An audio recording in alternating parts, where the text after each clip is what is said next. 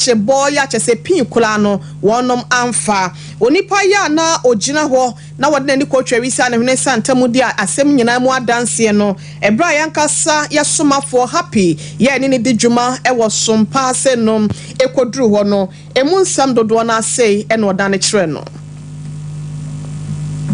wana mete me betna won che de be se emfa se 3 months mu na me wo nti be one me da ho na me bo piti sorry nti me sorry no na nwusie aye me dan mo nyina ama e ho ayesu me hu ba bia se ba sa me so me yam hye me man ntimi amfa bibia na me pie eni atale hye mpabo akra man hye wi ntimi pie ba bonten no ma hu se eja to fi onom na e starte wo de ne dan edikan se na ja na hye ne dan nyina afi na me to aso no aso me so me de eni mu a e hye ba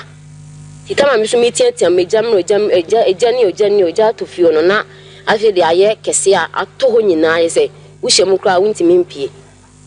ti mema mo ho de mutimi fa agya ne mu ye den e ba na mema tuo mutimi fa agya ne mu etimi pie ba abonten na aka maame bi a one ne man kra mensa no mutimi mpie nti mema no ekofa edan na chi na mo ko bu ayi window no na mo twa mo pie nti maame ne de ne ho kra aka na chi ahyehye beti ayi pie do bia ntimi amfa ne bibia obia bibia ahye me pie se me bibia maame fo kra manfa maame ne de watu kan no na maame ne tu kwan okoni krom ti ono de oni ha. If you are not buy and I say a fire service for na baby do January into no buy no. As more kind say yetimia dama ni fie ashe. To no kwado buy suddenly to kwa baby guya yede. Iti fie no so nti ba se kwade yankasa na mo ba ho no. E so say nipa nkwa ho hia nti ni kwan say wa bana se bibisi asia. O pre wo fie. Ti fie wane buy wo be hu bi. Ono kwado di blame na ba say ye na yeto na ya dama ni fie ashe. Then if you no be say oba kwa musa say bi obi a plan obi awu oba na madama me dan ahye na okasa saa na manfo so ne ntokwa bididi bae de ankasa oba ebusia na kyerese etimetim arahosem ya esi wo ho no nipa ya na otifie ho bie no na wode ehun nkontabo etoma ne yama ne boni happy ya wono so de ebre ye obi aho anka mo ma me ne nko ana na chihyehye ye but wokra bia anhwe ne de aseda no a na ye de bema okropon twedi ampon ba se ya dom na ebusia ye kwo ye nim na ye wramu se ne December 7th no ye nyina ye ne musem se ye kwa akoto santen na se ne amamra no ama o ma ba pa bia wadi mfinhye du nwotwe na adwene mu eda ho se obetimi akwakoto abase be ya mampanyi ene mrahye badwafo obetimi ayi ewo omayi mu no yetimi akwakoye ne sa na sa referee wono eto ayirem ewo sa ayamanyoku ahodo ne yankrankra wagina mu se independent candidate ahwama abato na koso na mamra no ede ne nyina ahye abato badwa no ensa na nansenya da na NDC amanyoku no enswete wo hogu monten so kyerese abato badwa na se woni ema ba ko mienu bi wo ho anhye da nkoye ni na ho ewo abato omani muntinkebe ya omunhwe na abadwakuo bi kwanten kro de wo mompe na won hwehwe mu sebe ya enema nyina beda ho finchima ma awia bom ya na obi kwoto aba no na sa abato na chi odi nkugu a onu akasa hu se magye atoma ya mi akasa modem mo na ahye da nkoye enipa pina na akasa fa ho na ene isina ba bonten ekyerese okropon dom ye ne a eda benada okyerechi ya no wonom etabli abato nwoma na nkasa no mo de ato wonum tiri so wo mo ngoton na emom wo mo hwe na amanyoku ahodo ne wo mo a wo mo agina say independent candidate ene wona woka bia wo mo nyina wa abato no ho nsem no wo de ba akoto onim na wahwehwe mu say ene ema nyina no say ene ese ye anase senfo nso bi wo ho ayaye ewa abato omanimu amon kan kire yen na yentimi enkoye nsesemu sebe obi pese na adwemu ya ne fine na kesini ye bi enkoso na adwemu wo abato no awie ya wono so watimi eyinadi ade amayen na wonom dance mu ese ye die no ye deputy chairman ade ma abato bedwa no yera Dr. Bosman Asari eno no so ekasa ye na okyerese nyankopon ya dom na se watimi ye wo ya won botaye ekire nyina no ene se dimpa ya abato bedwa no wono obetimi abo ho ban bie mu nso no woberese pepepe ye ne fan ye nso ebekoso ewo obi adwene mu ene abato we mu na timi aboa ama asumdue eho entimi ankotechima esan afi we say abato ninti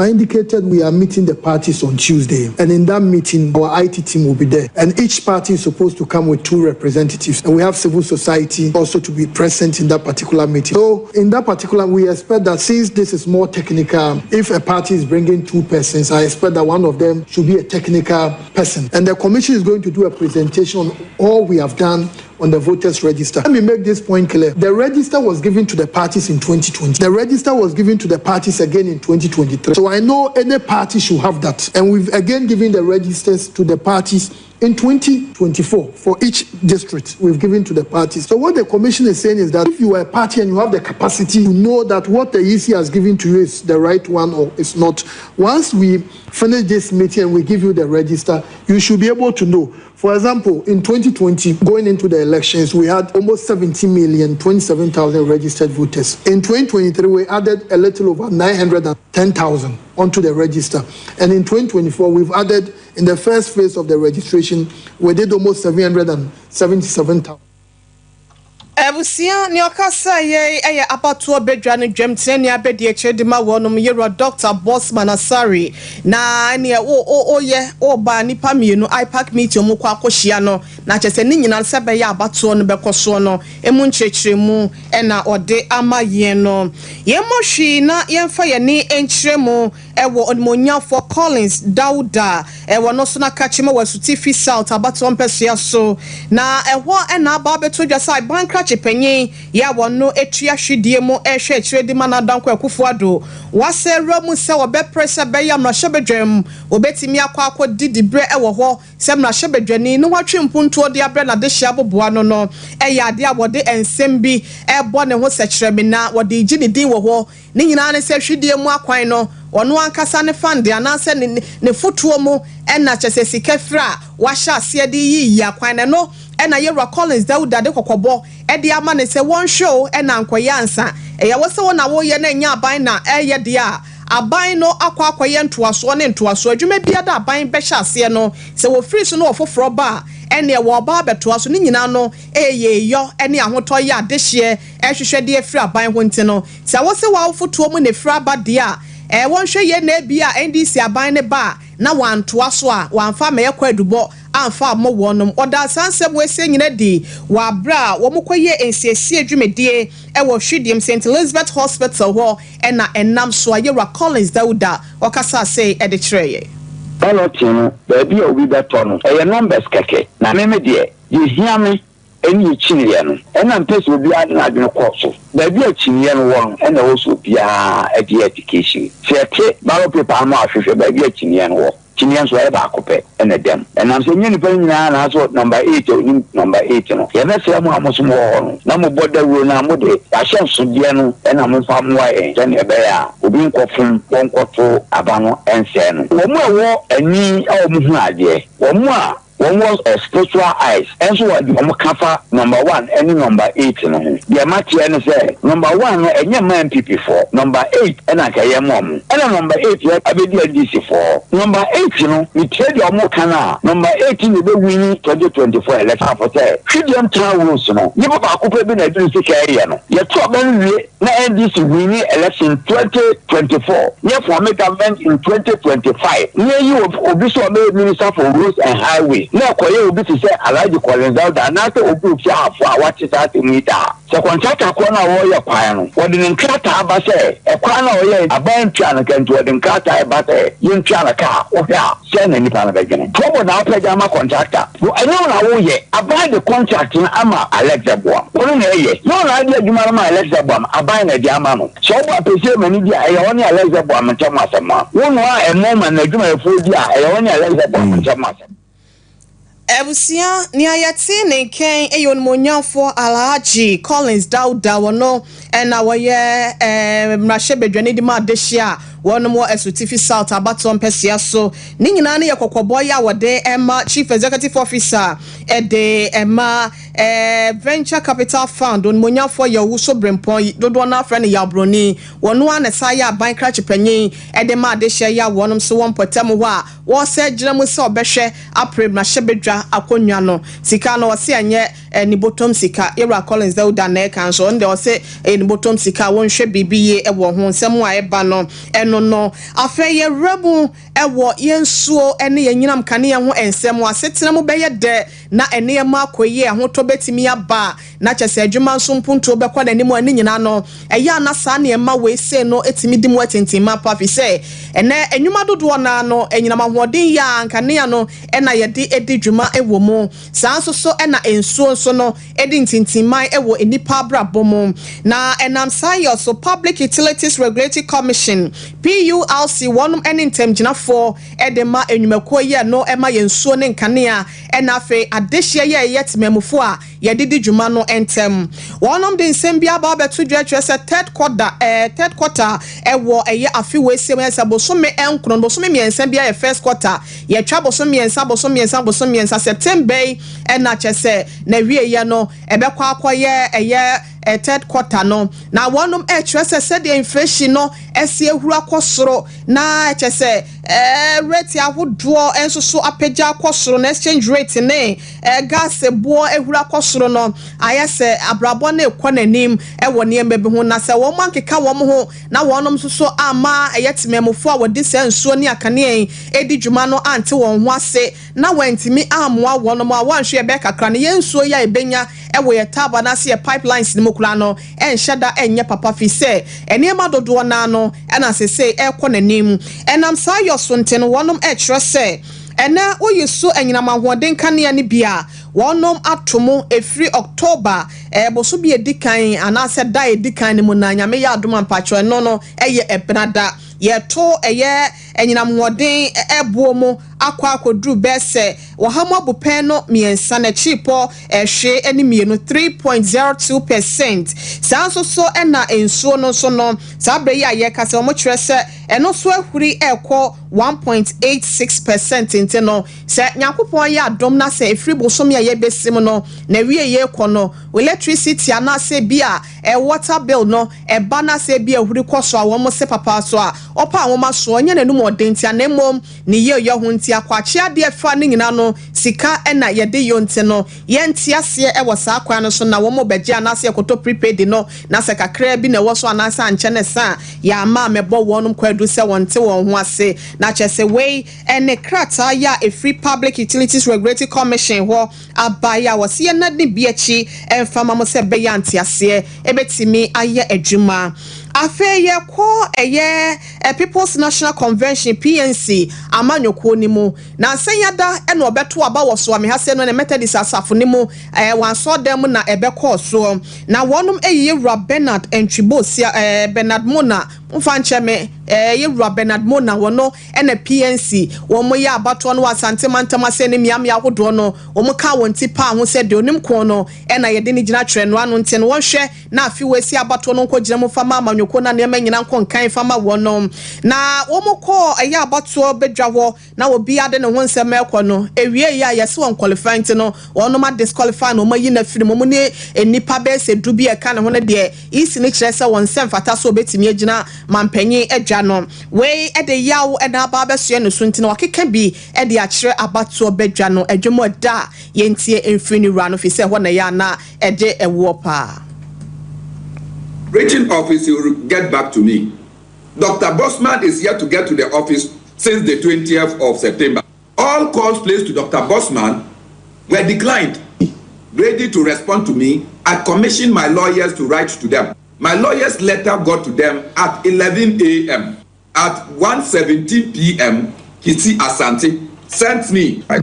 It is an injunction on the Electoral Commission because the Electoral Commission has been served. And Relief G is saying that they should not proceed with the printing of ballot or any other procedure until I am included. The Electoral Commission has not got the final register, so they cannot go ahead to print any ballot because you only print ballot polling station specific and based on the polling station voter population, and you add a certain margin. The Electoral Commission cannot at this moment even proceed.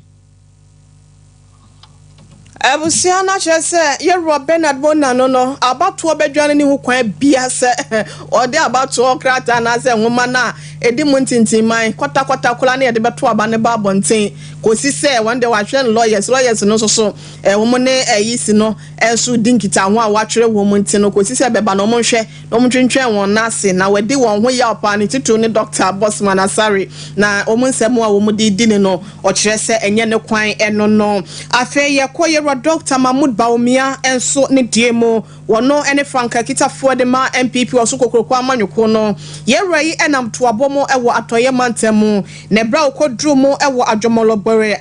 bra abato mpesua so no wode nsem dodo na ena etu dwane nyina no ene se akwansra adwumaye no eyade a ede sika ebre wo mayi ma yenya bidi pompuntudwuma ema adehye enso ho to wo no mte no se okropon ye adom na adehye amfa wo kokromoti ankame no a wo babetre adwano se mampanyi se pe obehwe no apagya mu ene ma hodo ye a wabobɔ so se wode eba bebo akwansra adwuma no sei ene wo se fire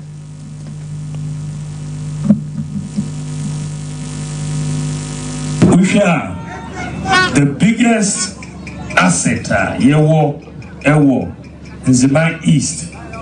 is tourism potential. It's our biggest asset here. Tourism potential is huge, but transport links no na a problem. How to get the tourists here? They will create jobs. One of the things mercantile countries say yebeye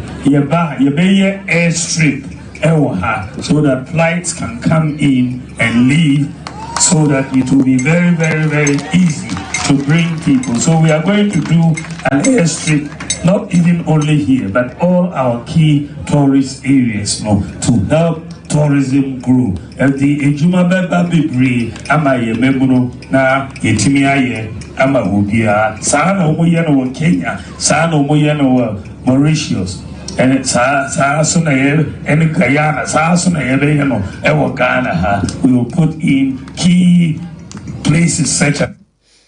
Ebusia Dr. Mahmoud Baumia ena yeko ekotie no na yenwramwen na yenka yenua be ma ya wono de wani kiremu wasante mantem asenu mu a MPP amanyoko no ho no wono ena yetitire ni edema wonom won monyamfo wontumi wono so akasa wabra adwumedie bi koso na wotwe awieye ewo Rotary Park ni nyina no ene se won campaign team hontoma ena wokopa empanyifo ahodo ye obedidi animu no bra wokodru won wose MPP aban we say ayebi eno nti no se ba ho masue mu a yewra o say edutwum ya mpempen ya wo yesoafo na wotua no wode no ekwa akototo ensene so ewo eyera ni mate the mandisi amanyoko no ma mi Jane enso edie mu bra no ono so ye ho masue asoafo na kyese nya de a ebetale wo baabi enti ne yenhwe na yentoa empuntuo so se be ya yedie ebetimi abaya fa ewo ya setene mu. The Minister of Education and the Minister of Education on NDC.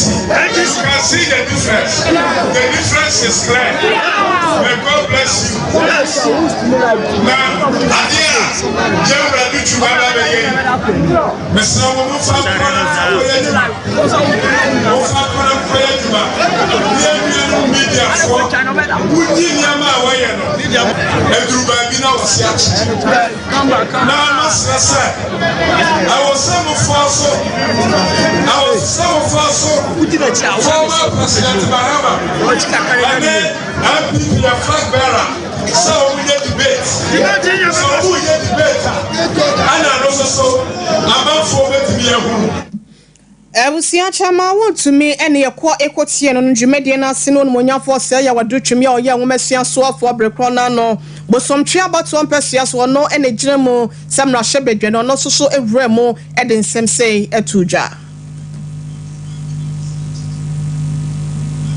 Empalano dem kofie empamo mo mo school fees. Na sani ndi no mutu fiade. Akra ko exams. Ya wo sisi no. Enso ko exams obene. Akra ko exams they are told books amano and over to be a senior why are they and near my wedding near my yaya or winning more information say there's a year a head day and then what I do have one woman Miniano Mimamino Miofano one more head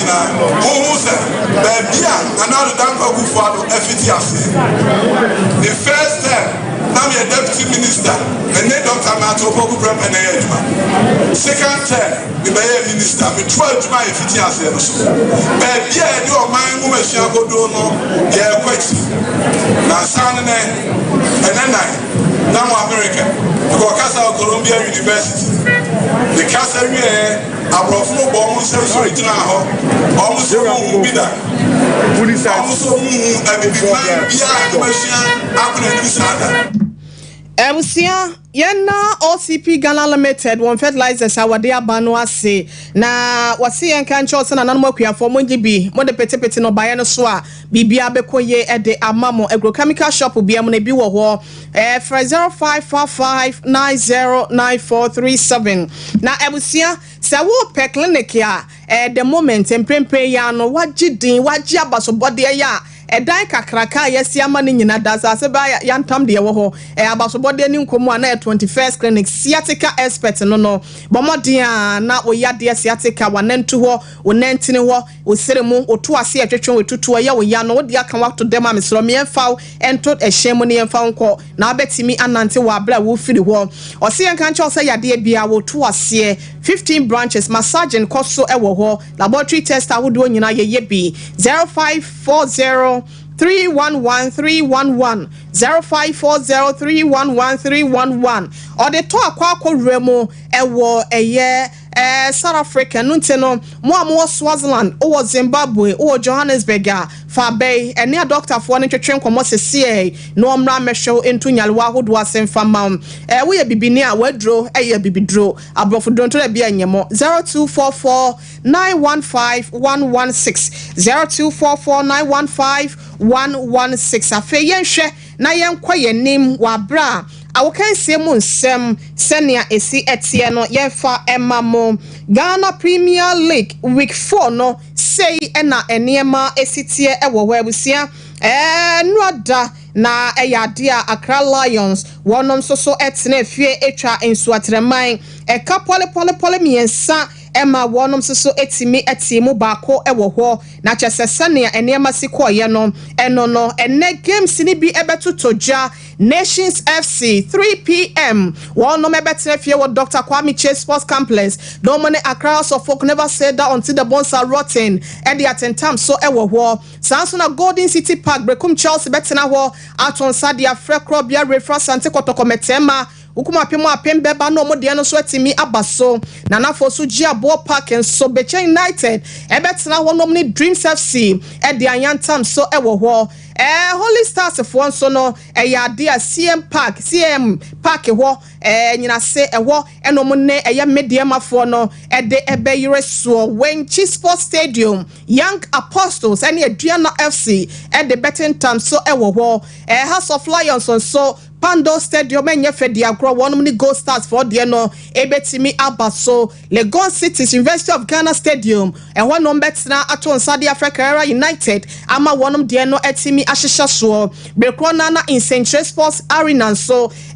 Samates for ebesi enkonwa ewo ho na one maton Saudi Africa Vision FC ama one de no so etimi abaso na chesesania ene games no ebesi atotodwa no na yede ama mo no English Premier League yentwe so na yenhwe week 6 no said the results and fixtures no esi etie another Newcastle and Manchester City de no kowieti penko 1-1 Arsenal 4 Leicester City 2 Brentford 1 West Ham 1 Chelsea the Blues 4 and no mu de agro papa ma Brighton and so etimu mienu ho Everton 2 Crystal Palace 1 Nottingham Forest 0 Fulham 1 Wolves etne fie etwa ekaba ko de tia Liverpool ko wi echena Liverpool so etso etimi etwa mienu de ama wonom so ewo ho na chese ne this week and so ebetne fie 1 p.m. na wo ne Aston Villa de no abaso Man U so mo ko so mo bow ene yenim de besi 3:30 p.m. Tottenham hospital for no so ebetoa wonum ofie na wonum de ahyehye so abusia yemfa seda ema ye Rasanti eboa Benedict wono ene semufo panyin news screen ya wa Sompa 93.2 akomase kase dem Sompa 98.3 kwenya kwa bro no mobumpa ene chiame nimo ene wona waka ni nyina so eto so mo ewo ho Sompa 90.7 Kranza Papa Battles ene systematic mo so eje eto mane adehye wo bropo ye mantamfo nyina bema safo kantanka medasipi wono ene chinchi fidie ni from mama ya social media handles no so no wotimi ye share ye life ewo ho ekwo beje system premo bema Mr Dave ena afi Prince Amonso TV Sompa TV MC awon so wanda Roma ene ohwebo aya wotimi share life ewo ho medi di